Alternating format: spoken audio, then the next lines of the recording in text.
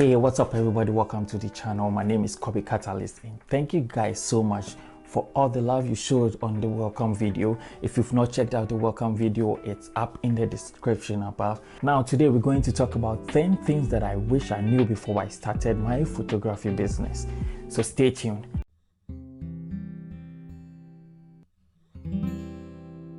Now let's dive straight in. The first one is focus on what you love to do most. Now this is really important because a lot of people, when you start photography, they go all around the place shooting all different kinds of photography because they feel the excitement is there, the adrenaline is there. So they do landscapes, they go to architecture, they go into weddings, they shoot all sorts of photography before they realize that this is what they want to do commercially. So if they are going to advertisement, if they are going to headshots, then they focus on that as a primary goal for their photography. Now what this does to you is it keeps you stifled on all the years that you are supposed to have focused on that particular one to increase your profitability, because you are all over the place. You are behaving more like a hobbyist, trying to find the exact space that you want to go into. So one thing I'll urge everyone is start right from the scratch. If you want to shoot pets, if you want to shoot families, start from that and build that. Then you realize that the quality of your work is going to grow with that particular demand. And whilst you are developing your quality of clients as well are going to develop, so that you don't spend months and years doing things that you really do not appreciate. Number two is you are not just a photographer. And this is something that I had to learn the hard way, because a lot of people think being a successful business photographer, it's all about just taking the pictures and that's it. No. Just like any other business, you have to wear a number of hats. You have to be the secretary, you have to be the CFO, the CEO, you have to be the bookkeeper. You have to wear all these hats, so you have to be an all-rounded business person, because one important aspect of this is to make sure that every single part of it is covered. You start a business, you don't have a lot of capital, you don't have a lot of people, so you can't just start out by saying, I'm employing everybody. Hey, if you can do that, that's cool. But if you can't, because you're a small business, then you have to play a number of roles until the business gets to the point where it has to get to for you to function effectively. So you are not just a photographer, you are the retoucher, you are the marketer, you are the salesperson, you are every single thing in your business. So that's something that I wish I knew before I started my photography business. Number three is set short and long-term goals. Now this helps you to stay consistent, because where do you want to be in 3 months, 6 months, 9 months, 12 months in terms of revenue, in terms of skill, in terms of style, in terms of your outreach, in terms of your market? Where do you want to be? It keeps you grounded, because you know exactly that you have something to benchmark against. Have you gotten to where your goal wants you to get to? If you haven't gotten there, then you know you have to get back to the drawing board and fix everything that you're supposed to do. That is really key, that you set goals right from the start, so that you know exactly where you want to be, so that if you are not there, you can make adjustments as you go along. This is really key, because it's something that a lot of people don't do. So if you have no goal, you're all over the place and it doesn't make sense. Now number four, which is a follow-up to number three, is make sure that marketing is key. Your marketing should be spot on. Now one thing is, you can take the best pictures in the world, you can have the best kind of people saying this guy is a fantastic photographer, but if you are not doing the job of marketing, you are not going to get in the income. And if you are not getting in the income, you're not running a profitable business. The key thing is marketing is not dead. You can't just take a couple of pictures, put it online and think people are just going to swoop to you. You have to do the marketing, you have to do the cold calls, the cold emails, follow up with people, send proposals. You have to do all of these business things that it's irritating because nobody wants to do them. But marketing is key. Have that marketing plan in place so that you know what market you are targeting.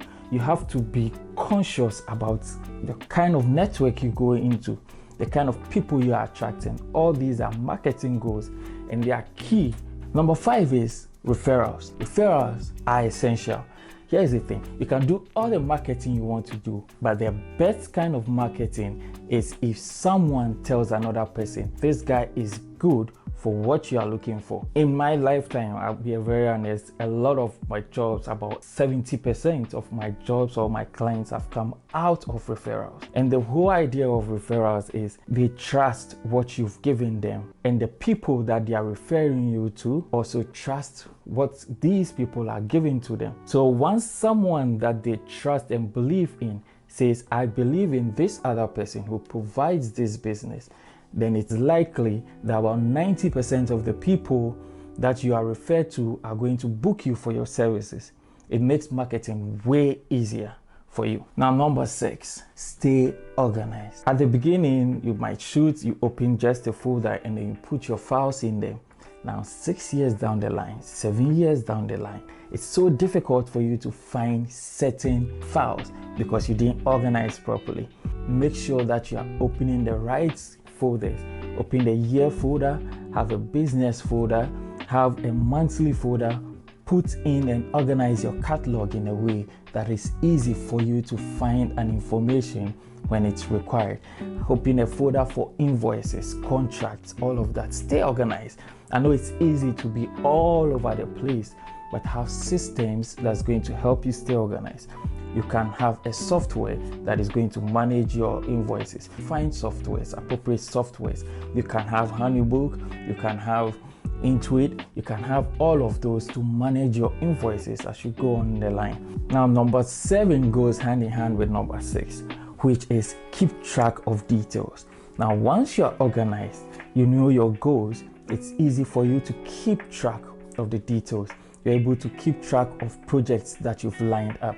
You're able to keep track of what you are to do tomorrow, what you are to do next week, next month. It's easy for you to keep track of the details that will help your business to function and function effectively. Number 8 is what a lot of people have issues with. That's value your time. The only constant that everyone has is the fact that we all have 24 hours a day. How you use your 24 hours a day is going to determine how your success or how successful you are going to be. The whole point is, as a photographer, your time is your value. You have to put a value on your time. Whatever you are doing for a person, if you are shooting for a client, your value is the payment that the client is giving you. If you don't feel a specific project is valuable to you and your time in the long run, you can just refuse it politely. You don't have to take up everything. Sometimes you have to refuse it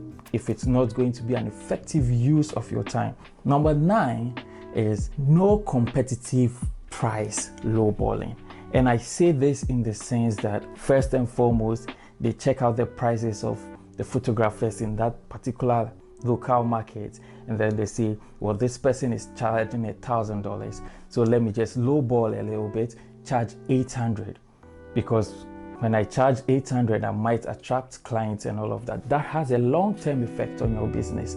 And the problem is you've not evaluated your business. You've not evaluated the cost involved in the kind of production you want to do. So instead of having a competitive lowballing pricing effect, what you can do is set the right value for your business, determine it, and then increase other aspects of your business like better customer service, your marketing scope, your projections, the market penetration. Focus on the other aspects of your business that can attract people to you instead of just lowballing because you want to reduce your prices in order to attract people. Maybe the reason why people are paying these photographers what they are paying them is the fact that they provide a specific added value. Find your added value and stick to your pricing, and you are going to attract your clients based on your specific added value that you want to add on to what you are providing to the client. Number 10, I can't stress it any longer, which is other income. 2020 has shown us that we have to diversify our income, especially as photographers. One of the key things you want to focus on is if you are in the lean season, let's say you're a wedding photographer, Maybe weddings happen during the summer. Well, what happens during winter? Sometimes you have to sell stock images. Sometimes you have to go into the stock market. Sometimes you want to sell prints. Diversify your income. Find other ways of staying afloat during the hard times. Because one thing is, look, it's not going to be an everyday consistent getting jobs to shoot. There are sometimes months that you could go through fallow period and you might be suffering. Unless maybe you're lucky every day you get to shoot. That's beautiful. We all want that, but sometimes that is not the case. Now, these are the 10 things that I wish I knew before starting my photography business.